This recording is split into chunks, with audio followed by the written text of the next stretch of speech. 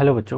Let's read this question. So this question says two blocks of mass capital M 3 kg and small m 2 kg are in contact on a horizontal table. A constant horizontal force F is equal to 5 Newton is applied to a block capital M as shown.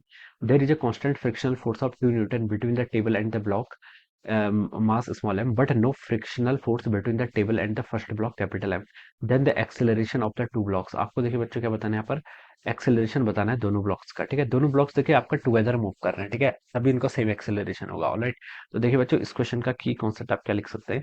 The key concept of this question, यहाँ पर देखिए basically आपको Newton's laws of motion लगानी है। Friction भी देखिए यहाँ पर एम कैपिटल एम और सरफेस के बीच में तो कोई फ्रिक्शन नहीं है, लेकिन एक आपका स्मॉल एम और सरफेस के बीच में आपका देखिए बोल रखा है there is a constant friction force D newton between the table and the block mass small m. ठीक है, तो ये दे रखा है। तो देखिए बच्चों तो कौन सा फ्रिक्शन होगा, आपका काइनेटिक फ्रिक्शन होगा। कौन सा फ्रिक्शन होना चाहिए, काइनेटिक, क्योंकि ब्लॉक्स क्या कर रहे हैं आपके मूव कर रहे हैं। ठीक है, तो हम लिख सकते हैं कि यहाँ पर this is our kinetic friction. ठीक है, ये क्या होगा आपका काइनेटिक फ्रिक्शन होगा। ऑलराइट, अब देखिए बच्चों इस क्वेश्चन को स्टार्ट करते हैं। तो यहाँ पर देखिए इसको सॉल्व करने के लिए काइनेटिक फ्रिक्शन देखिए क्या होता है, एफ के इक्वल टू आपका न्यू के टाइम्स एन के इक्वल होता है। ठीक है, एफ के क्या आपका देखिए काइनेटिक, जैसे स्टैटिक फ्रिक्शन का तो कोई फॉर्मूला नहीं होता है। ठीक है, वो क्या होता है आपका सेल्फ एडजस्टिंग इन नेचर होता है। लेकिन काइनेटिक फ्रिक्शन के लिए आपकी इक्वलिटी होल्ड करती है, किसके इक्वल होता है आपका न्यू के इंटू एन। ठीक है, न्यू के क्या है एन क्या है उससे हमें मैटर नहीं है, हमें सिर्फ इतना दे रखा है कि constant friction force new newton एट कर रहा है, इसका मैग्नीट्यूड गिवन कर रखा है।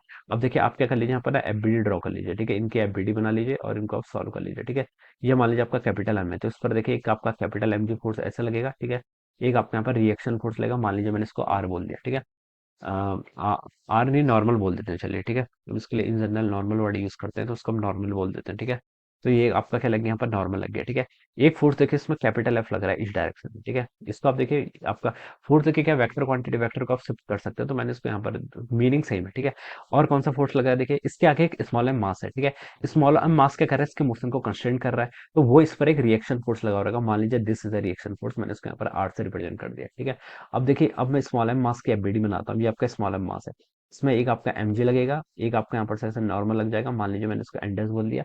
और देखिए और इस ये देखिए मूव क्यों कर रहा है स्मॉल एम मास में, क्योंकि देखिए कैपिटल एम मास पर एक फोर्स एफ लग रहा है, वो इसको आगे को पुश कर रहा है। ठीक है, और कितना फोर्स लगा रहा है देखिए, रिएक्शन फोर्स यहाँ पर आ रही है, इस पर ऐसे लगेगा। ठीक है, Newton second law of motion से हम इसको ऐसे यहाँ पर बता सकते हैं। राइट, अब बच्चों देखिए आप क्या आंसर क्या कर लीजिए, यहाँ से हम क्या बता सकते हैं, देखिए इस पर हम न्यूटन लॉ, इसका मोशन क्या है हॉरिजॉन्टल डायरेक्शन में, तो हॉरिजॉन्टल डायरेक्शन में एनएलएम लगा लीजिए। ठीक है, देखिए बच्चों क्या बता सकते हैं, फोर्स कितना एक्ट कर रहा है इसका, देखिए मास कितना है इसका, मास है इसका 3, एक्सेलेरेशन दोनों का मान लीजिए एक इक्वल है। कैपिटल एफ के कारण, कैपिटल एफ देखिए कितना आपका कैपिटल एफ आपके यहाँ पर 5 न्यूटन गिवन कर रखा है। ठीक है, और कौन सा फोर्स लगा है, एक आपको यहाँ पर रिएक्शन फोर्स लग रहा है, ये आपको माइनस आर। ठीक है, इसको आप इक्वेशन 1 बोल दीजिए। ठीक है, ये आपको यहाँ से इस एफबीडी से आएगा। इससे देखिए हम क्या लिख सकते हैं, यहाँ पर से हम लिख सकते हैं, देखिए जो आपका स्मॉल एम मास है उसका मास कितना है 2, तो ये आपका 2 एक्सेलेरेशन से मूव कर रहा है, और इस पर कौन सा फोर्स एक्ट कर रहा है, आर एक्ट कर रहा है। ठीक है, तो ये कितना हो जाएगा यहाँ से आपका आर के इक्वल एक्ट हो जाएगा।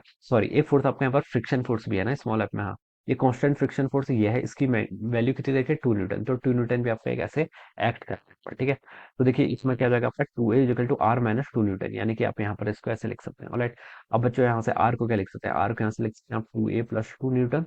अब इसको यहाँ पर आप क्या कर लीजिए, पुट कर लीजिए, तो कितना हो जाएगा 3 is equal to 5 minus r, r कितना हो जाएगा आपका 2a प्लस 2 के इक्वल हो जाएगा। ठीक है, तो इसको सॉल्व कर लीजिए, कितना हो जाएगा 3a इज इक्वल टू हो जाएगा आपका 5 minus 2, 5 minus 2a minus of 2 हो जाएगा। ऑलराइट, तो यहाँ से देखिए आपका 3a और माइनस 2 इधर आएगा तो प्लस 2 हो जाएगा, तो 5a के इक्वल हो जाएगा। ऑलराइट, और 5 माइनस 2 राइट में आपका 3 हो जाएगा। तो बच्चों एक्सीलरेशन आपका 3/5 यानी कि 0.6 मीटर पर सेकंड स्क्वायर के इक्वल हो जाएगा।